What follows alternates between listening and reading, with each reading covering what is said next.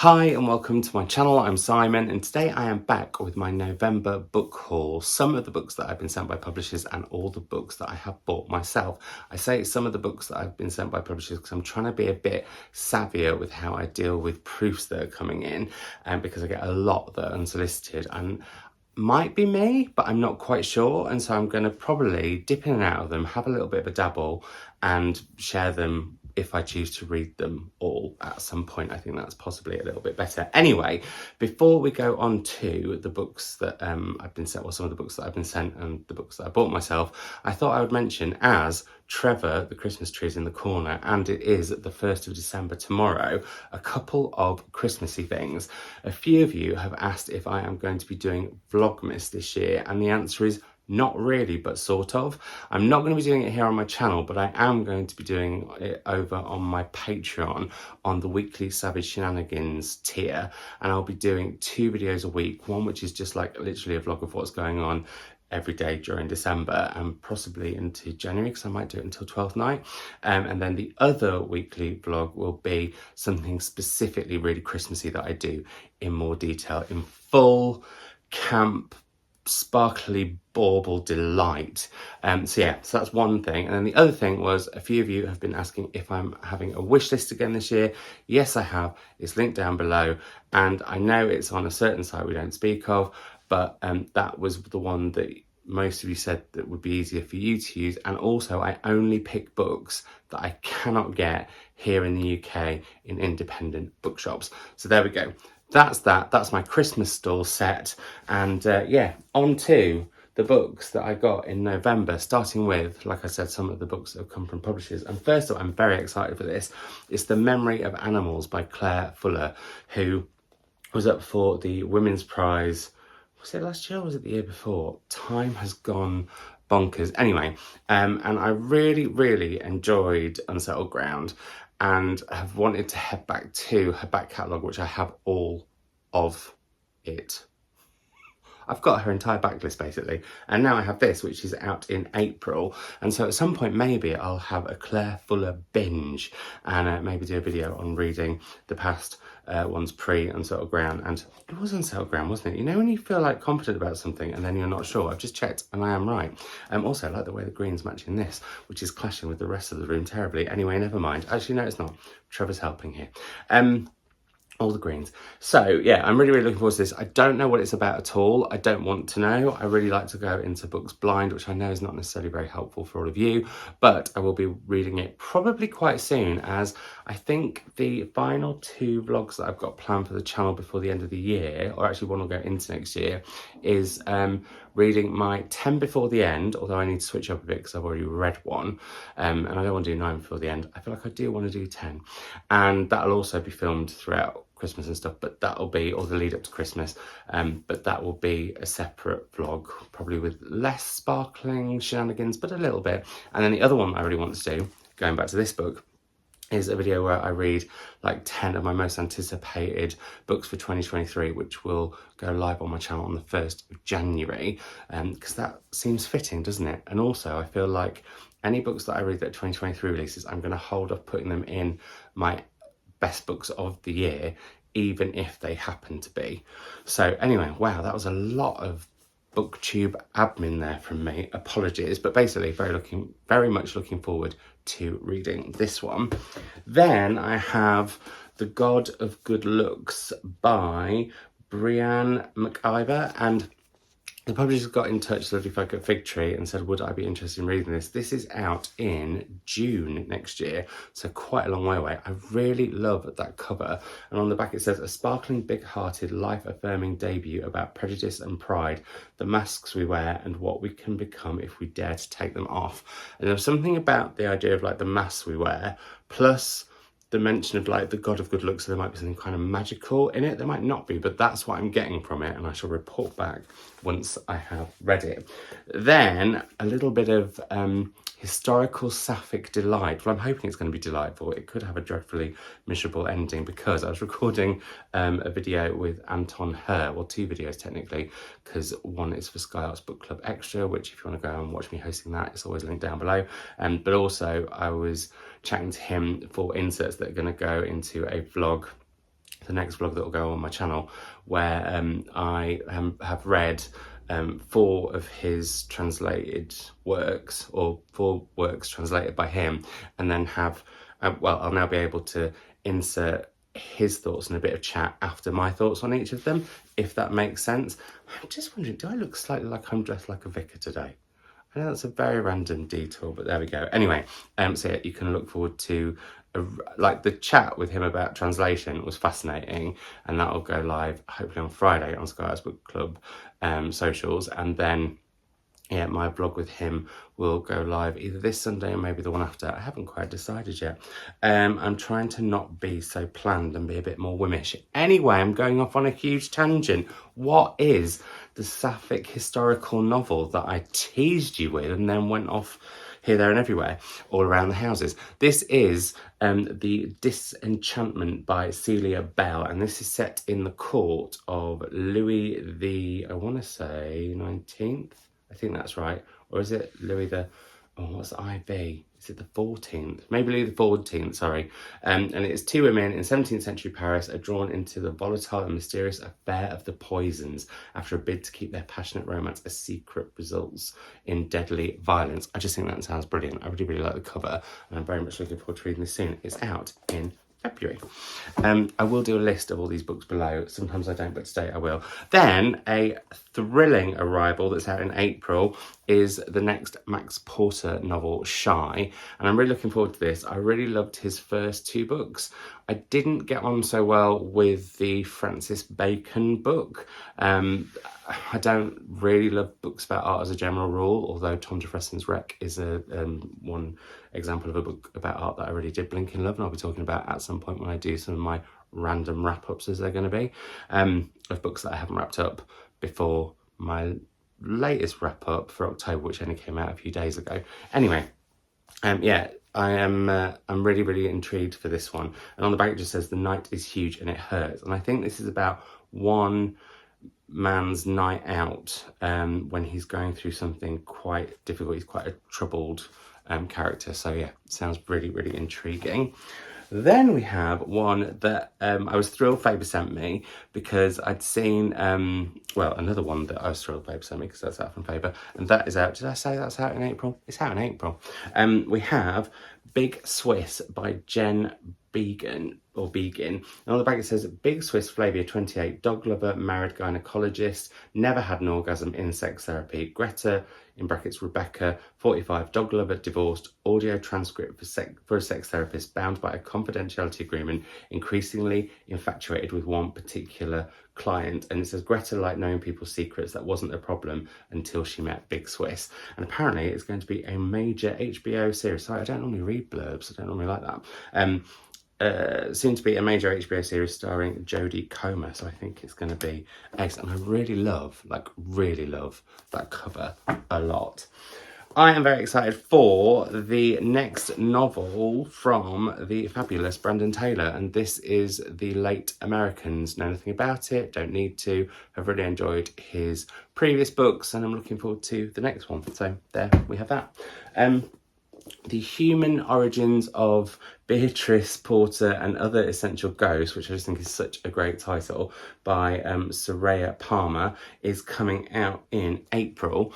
And the publishers asked if I would like to give it a read. And it's a book about sisters, and books about sisters or books about siblings I really, really love. I love the fact that it's got some queer representation in it, and it also has family secrets at its heart, and all those kind of things just sounded like super duper my kind of thing. I forgot to say that Brandon Taylor's book is out in June next year. But yeah, I'm really, really, really looking forward to getting to this one. And I'm intrigued to see what is in store. Then from the lovely folk at Scribe, I got sent Bad Cree by Jessica Johns, which is out in February. And this is a gripping debut. A young Cree woman's dreams lead her on a perilous journey of self-discovery that ultimately forces her to confront the toll of a legacy of violence on her family, her community, and the land they call home. And I think this is going to be utterly incredible. The finished copy looks absolutely gorgeous, and it's about a young woman who at the start of the book, she wakes up, I think, with either a crow or a raven's head in her hands. Oof. Yeah, looking forward to that one. Then I have to confess, I feel a little bit like, well, I just feel like I don't know if I deserve this proof because I haven't read any of this author's writing before, and I know that they're much loved and some people would probably love to just like come and get this if they could right now or do anything for a copy. And it's Lorrie Moore's I Am Homeless If This Is Not My Home. And I don't know if this is short story. No, I think it is a novella. And yeah, I would like to try Lorrie Moore. I've meant to for a really, really long time. And so this gives me the perfect opportunity to, because I don't think I have any of her books on my backlist shelves or anything. So yeah, but I've meant to read her for ages, so that's going to be a good one. And then again, the lovely folk at Faber, they have been doing me an absolute treat. Asked me if I would like the book of The Most Precious Substance by Sarah Gran. Now, I was sent Sarah Gran's Come Closer, which is a really short, spooky novella. I haven't read it yet, but ever since then I've been like, oh, I want to find out more about this author. And apparently this is a... Well, Erin Kelly says it's a dark, sexy, utterly compelling mystery that she read in one feverish sitting, which frankly should be enough for anyone. But I've also heard that, and also I'm about to talk about next, really, really, really loved this as well. This is already out, by the way, I should say. And so, yeah, I do these in size order. I don't know why, I just do. Yeah, I'm just really, really intrigued for this one. And I kind of love books that have the book as kind of a title. I don't know why that is, and I don't know if it always works, but I just kind of love that whole idea. So I'm hoping that this is going to be great. And also, what an autumnal cover. And I will be celebrating autumn until the new year, and I shan't be stopped, even though there'll be Christmas. So next up, as I mentioned, this author really loved that Sarah Gran book, and this author's book I'm so excited for. It's a debut. I've had the pleasure of meeting her once, but love her on Instagram and have for ages. It's Death of a Bookseller by Alice Slater, and I don't need to know anything more than the title to know that I think I'm just going to really love it, just because knowing Alice's personality and the fact that I'm sure this book is going to be brimming with that, it's going to be perfect. Also, I mean, people are loving it, like really loving it. This is out in April next year.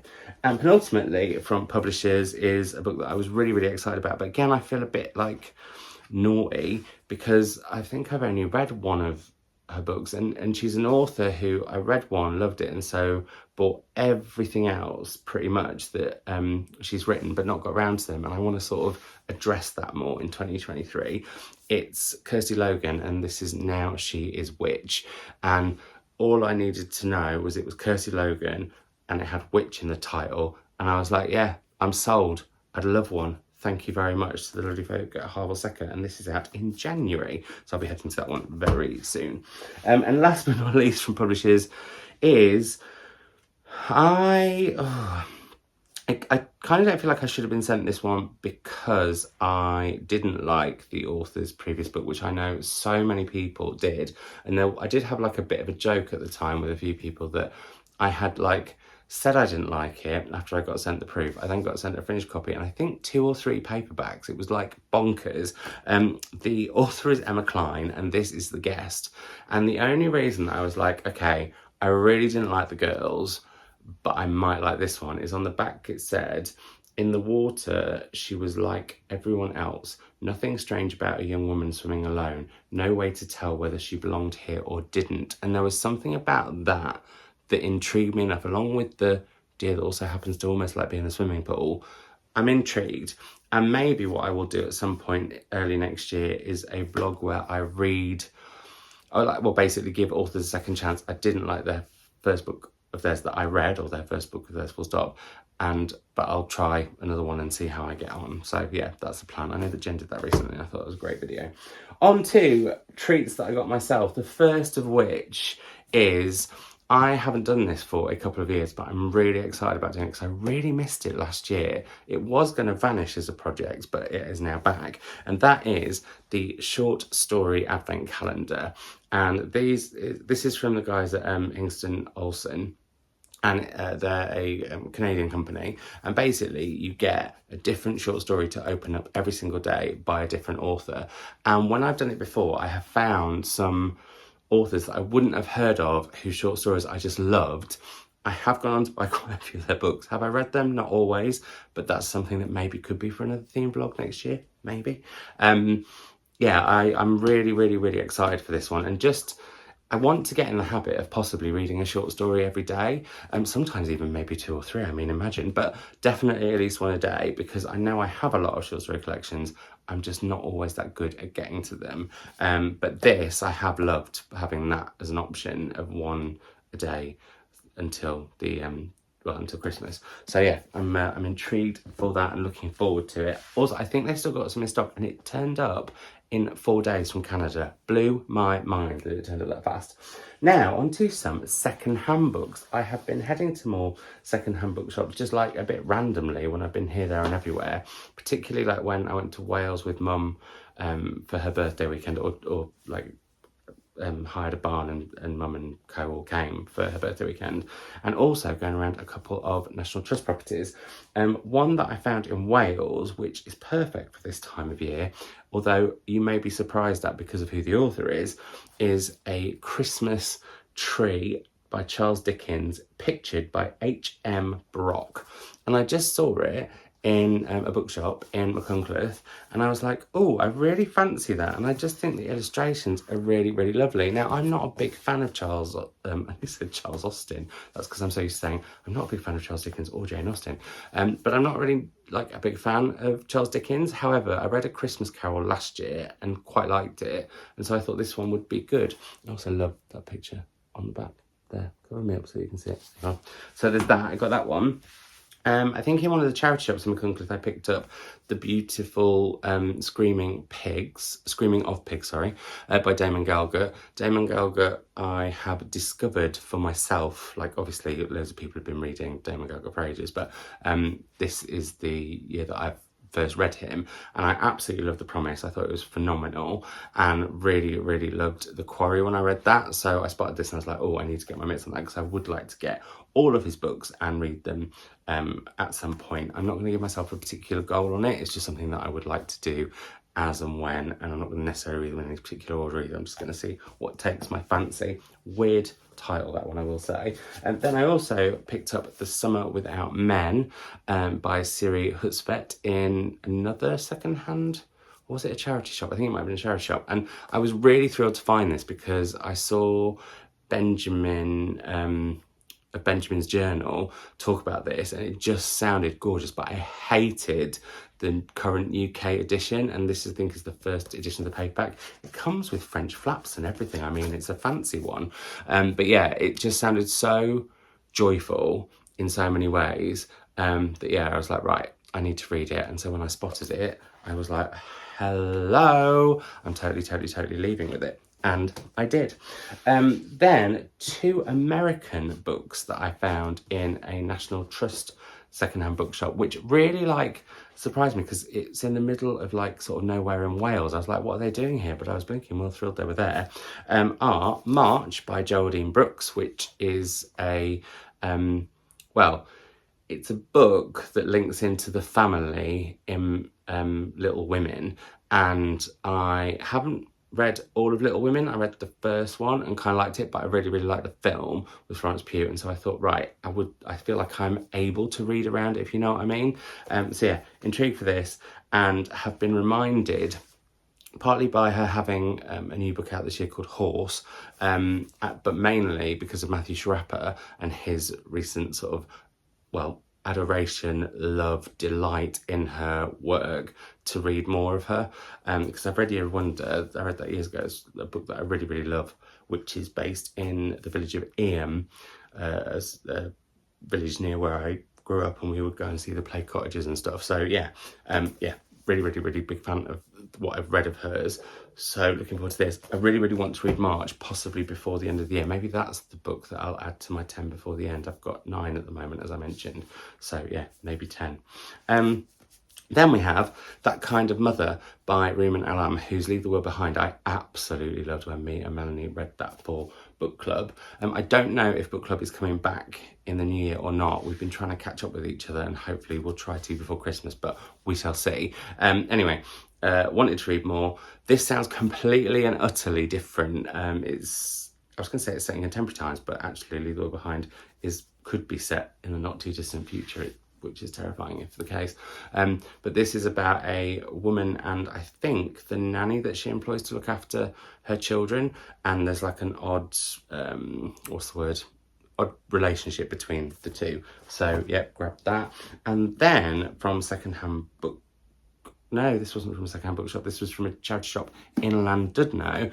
I got The Priory by Dorothy Whipple, which is a Persephone classic. And whenever I see a Persephone classic in a charity shop, I have to get it. Does sometimes mean that I end up with 2 copies. At this time, somehow I didn't have this one already. But again, Persephone classics are books that I would like to get back to at some point, and just kind of feel like I haven't. I feel like, I've said this a few times this year, that I have sort of lost who I am as a reader. I think partly because I haven't had so much time to read, which has been a bit of a weird shift, or been too tired to read. That was kind of most of the summer. But yeah, it just feels a bit odd. And I want to kind of get back to that in 2023 if I can.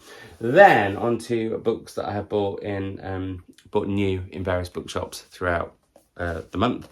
We have, first up, and this is due to the lovely CJ Reads, because she raved about this and I was like, oh, I need to read it.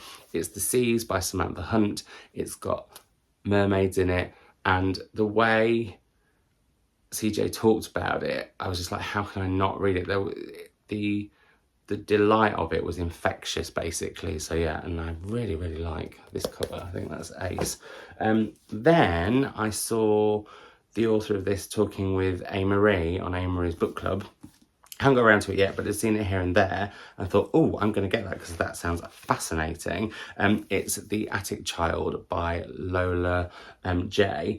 And this is set over 2 different timelines, which is something that I really, really love. One is in 1907, where a young boy has been locked in an attic, and it looks at slavery. And then decades later, we meet a young orphan who ends up living in that attic too. And it's how the stories sing to each other through history, and sort of, I guess, possibly, because I haven't read it yet, the mirroring of their stories in some way. So I think that's going to be brilliant. As I do Must I Go by Jen Lee, which I bought when I was in London last week, and I'd finished I hadn't finished it. I knew I was going to finish a book on the train back, and I didn't have a spare one in back because normally I don't devour a book in a day, but I did. What is it? You'll find out in my November wrap up next week. And so I bought this because I thought I was going to do a blurb telephone, which is where you basically have one book, and if there's an author quote on the cover, you head to one of those authors, and Jen Lee was quoted on the cover of the book that I was just reading. However, this sounds amazing. It's about a woman who is in her 80s, and I'm going to read you the blurb because this is what made me pick it, because the other one I wanted to almost pick up was The Book of Goose, but I had it already, and I was like, I know that I've got a proof and that's a signed finished copy, but I'm trying to be more frugal and a bit more sensible with spending. So yeah, but then I read this and I was like, oh, I've got to get it. It says, Lila Liska is 81. She's outlived 3 husbands, raised 5 children, and seen the birth of 17 grandchildren. Now she's turned her attention to one particular strange little book, the diary of a long-forgotten man named Roland Booley, with whom she had a fleeting affair. And she goes through his history, but then as she does so, she starts to write her own history amongst the pages. And I just thought that sounded so brilliant. Also, I'm so here for the dreamy pinks and blues of that cover. It's delicious. So yeah, I'm looking forward to getting to that at some point. Then some non-fiction, which I bought with the intent to read during non-fiction November. I have read 1, 2 non-fiction books in November, but I'm trying not to beat myself up about, because what I'm noticing is because I'm aware I've not read as much as I would normally read, and I feel like I've been through book funks and let's not wang on about it. I'm really trying to push myself to read more by giving myself challenges, but then I fight against it, or I feel a bit overwhelmed, and so I've just got to stop it. Anyway, the book that I bought was Living Rooms by Sam Johnson-Schlee, and this is a celebration of living rooms, and I love my living room. It's where I spend a lot of my time, but it also blends, it says on the back, blends history, theory and memoir as it moves between the colonial trade in houseplants, Proustian reminiscence and razor-sharp critique of rentier capitalism. I just think it's going to be really, really, really incredible, so very excited for that one. Annie Ernaux won the Nobel Prize recently, and I picked up I Remain in Darkness. And then when I was in Wales, in one of the indie bookshops in Machynlleth, I saw A Girl's Story, and I thought, right, I'm getting it, because it's been really hard to get her books since the Nobel Prize, because everyone wants to read it, and that's what's brilliant about prizes. And it's very exciting because everyone's having a wonderful Ernaux time. But yeah, I picked this one up. I don't know much about it. It was a bit of an auto buy. I don't like to leave an independent bookshop without buying one, which is good, but also isn't good, because sometimes I feel like I force myself to, and sometimes actually you can go into an independent bookshop and or bookshop and not get the best service, and then I feel like, do I really want to buy a book from there? Which happened with this next book. I won't say what the bookshop was because I don't really think that's fair, because it could have been an off day, but it's Before My Actual Heart Breaks by Tish Delaney. Now, there's a little story behind this one, in the fact that I had got the proof of this sent to me by the publisher and then a hardback, but I didn't think it was very mean. I didn't really like the cover, and so I gave my mum my hardback and recycled my proof. And my mum read it, absolutely blinking loved it, and then made me want to read it. And so then I got it, and I really, really like this cover. I don't normally love this sort of style, but there's something about the text I find really pleasing. There's something about the placement of the picture too. So yeah, anyway, it's set in the 1970s in Northern Ireland, and Mum just said it was phenomenal, so I got it. I wonder if it'll be on her Books of the Year list, because I would like to do a video next year where I read some of the Books of the Year of my nearest and dearest, as well as, because she's also on BookTube, some of my fave channels. So yeah, there we go. Now, I think I might already have this. I have not been in the Christmas clothes / book box yet. I have been to get the bulbs and everything, because we've done the tree, and actually picking the tree and decorating the tree will be the first Vlogmas video on Patreon tomorrow, so that's just a reminder. So I may have 2 copies of this, but I picked up, and actually the next 2, this one and the next one, sorry, I've got to stop supermarket book buying. It's not good for the industry, and I should know better, because I could have got both of these in independent bookshops. So I will be tougher next year. We aren't perfect. I'm not perfect. I make mistakes. Sometimes convenience wins, and it's about owning that, addressing it, and moving on from it. Anyway, I picked up Christmas Murder. Christmas is Murder. I couldn't see the little is there. A chilling short story collection by Val McDermid. I do feel like I might already have it. If I have, that's me definitely not buying any more supermarket books ever again. Well, I don't want to anyway. So anyway, hold me accountable to that, guys. So yeah, guys and gals. That's a Christmas book, which I may well read over Christmas, because I would like to have a sprinkling of Christmassy things between my 10 before the end and getting started on 2023 books. The other one that I picked up was only yesterday, and it is Watermelon by Marion Keyes, which, yes, I picked up from a supermarket. And ever since I've read, oh my goodness, what's it called? Grown Ups. I've wanted to read more Marion Keyes, and I have got Rachel, again, is it Rachel's Holiday I've got? Or Ask Again Rachel? And now this. So yeah, Chunksters, I love her writing, I love her.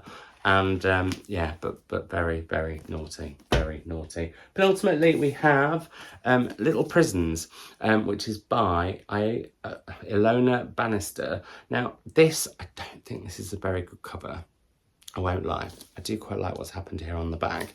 But how did I hear about this? Also, I really hate the tagline, when you can't get out, let kindness in. Like, all of that puts me off this book, technically.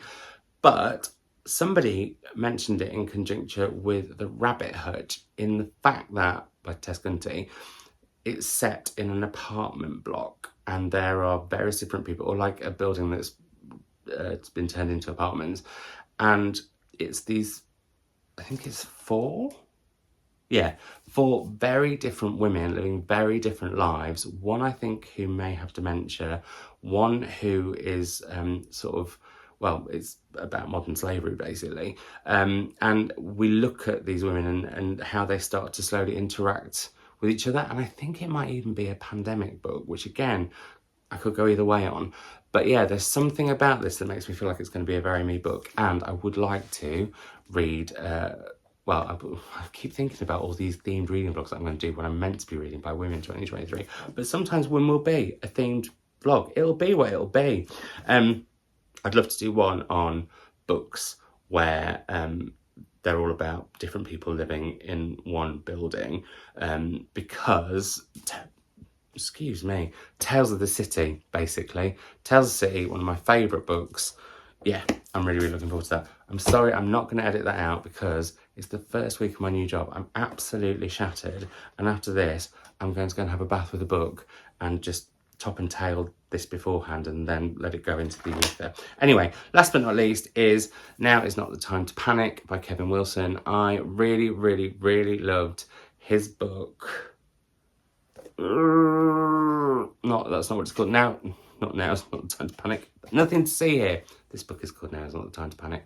I really, really, really enjoyed that, and I have bought his short story collection, which has come out since. But this one, I was like, do you know what? I just need to get my mitts on it, and yeah, I'm very, very excited about it. Don't know. I'm very excited about it. Don't know much about it. I'm just excited because I just really loved Kevin Wilson's writing. Also, it's light. I think it's going to be funny. Yeah, I'm really, really intrigued. I've realised I don't read that many male authors. So when I find ones that I really like, I want to read more of them. Anyway, I've talked, not we, but I hope you always feel like it's us having a chat.